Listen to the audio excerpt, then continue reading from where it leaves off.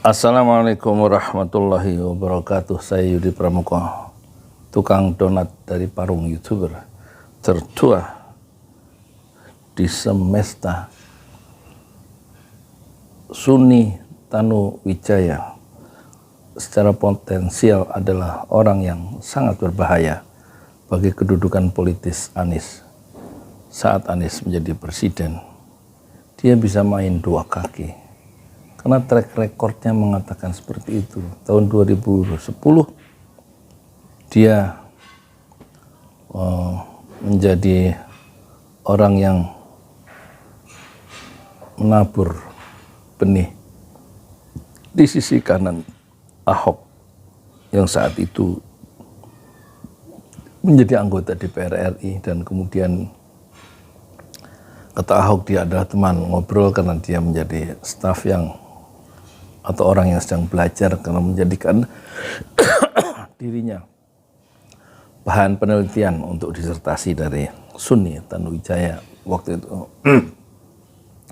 Masih mahasiswa, tentu saja Suni akan bicara memposisikan Ahok sebagai orang yang penting dan dia sebagai mahasiswa akan membantu ya, sebisa dia, dan dia ingin belajar untuk terhadap perilaku politik Ahok yang sedang masuk pusaran elit politik di Jakarta dari Belitung.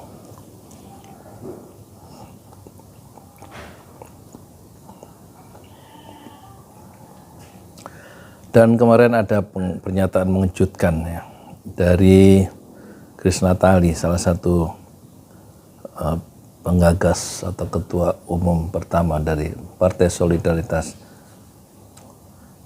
Indonesia. Katanya Tanuwijaya, Suni Tanuwijaya itu secara gentleman ya mengundurkan diri dari PSI, salah satu petinggi PSI yang membantu PSI selama ini dan ingin membantu Anies Baswedan. Satu langkah politik yang aneh. Dengan bahasa yang halus dia ingin membantu Anies Baswedan, sebenarnya dia ingin menabur benih untuk dia petik ketika Anies menjadi presiden. Tidak terbendung langkah Anies untuk menjadi presiden kalau tidak ada gempa politik yang sangat dahsyat. Anies dengan izin Allah pasti jadi presiden, mengatasi lawan-lawan politiknya yang tampaknya bisa diatasi seperti Prabowo, Puan, Ganjar, Ridwan Kamil, AHY.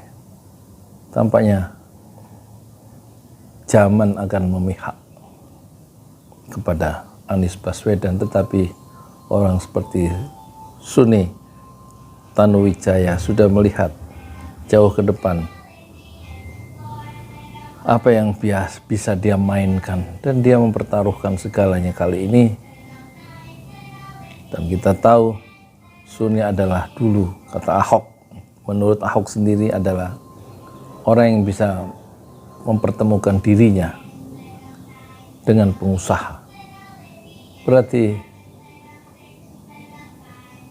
Suni Tanuwijaya adalah kaki tangan atau utusan para oligark yang diutus untuk menemui Ahok, mewakili suara oligarki dan menyampaikan pesan-pesan oligarki kepada Jokowi melalui Ahok, karena Jokowi adalah gubernur DKI waktu itu, dan saat gubernur DKI adalah Jokowi maka wakilnya adalah Ahok. Jadi lewat Suni Tanuwijaya itulah pesan-pesan oligarki sampai ke Jokowi pada periode pertama melalui Ahok yang waktu itu adalah gubernur DKI menggantikan Jokowi yang melepaskan jabatan gubernur yang baru dia sandang selama 2,5 tahun. Jadi langkah-langkah Suni Tanuwijaya sudah bisa dia bersekutu dengan Aguan misalnya, berkawan dengan Ahok, dan menjadi utusan para oligark Itu adalah catatan yang penting ya untuk tim Anies, untuk bagaimana memposisikan Sunni supaya dia menjadi jinak dan tidak berbahaya bagi kepemimpinan Anies. Dan dia sedang berusaha untuk memainkan kartu trufnya karena dia memiliki akses langsung ke para oligark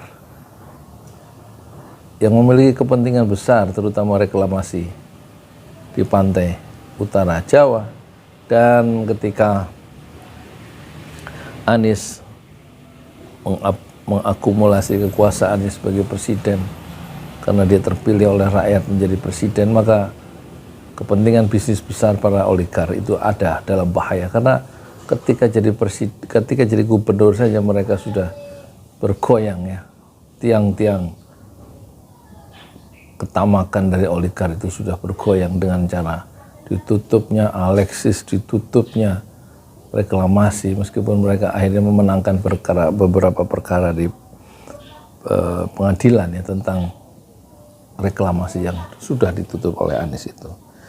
Jadi usul saya untuk membayang-bayangi manusia yang berbahaya ini, itu ada 3 langkah. 1, Anies hendaknya mencermati kembali surat Al-Baqarah 13 ayat yang memotret ya isi luar dan dalam dari satu kelompok sosial yang merepotkan di masa perjuangan Rasulullah. Di saat Rasulullah masih hidup, mereka membuat repot, dan 13 ciri orang-orang yang tidak satu kata antara perbuatan dengan perkataan dan hatinya seperti apa, itu dibongkar oleh Allah di dalam Al-Quran.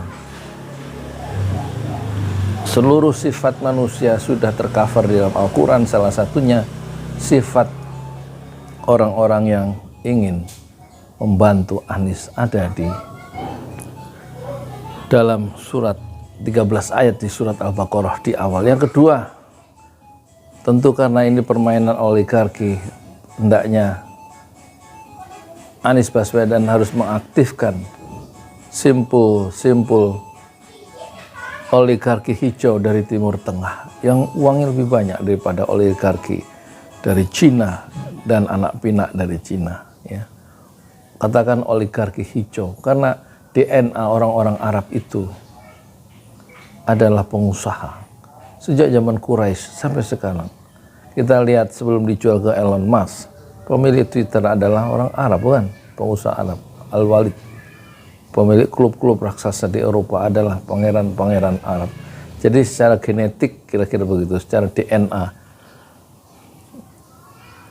orang-orang Quraisy, orang-orang Arab adalah pengusaha, oligar berwarna hijau atau putih. Hendaknya tim Anies mulai berkiblat merangkul oligarki putih atau oligarki hijau untuk membayangi oligarki hitam yang sekarang beroperasi di dalam negeri. Yang ketiga, jika kepemimpinan nanti terbentuk, kabinet terbentuk untuk membendung agresivitas dan keserakahan kaum oligarki hitam ini, hendaknya dipasang seorang yang bernama Rizal Ramli yang memiliki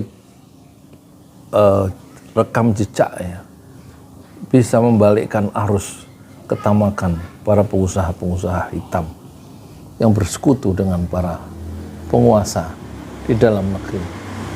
Tampaknya 3 cara itu adalah bisa dilakukan untuk membendung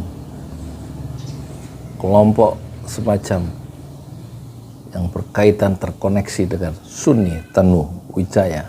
Pertama, dengan membaca kembali 13 ayat Al-Quran di awal tentang kelompok manusia yang berbahaya ini. Yang kedua, mengaktifkan kembali oligarki dari Timur Tengah, yaitu katakan saja oligarki hijau atau oligarki putih, yang dananya gila-gilaan, yang bisa mengusir dana dari oligarki hitam. Dan ketika memasukkan dalam kabinet atau memasukkan dalam ring satu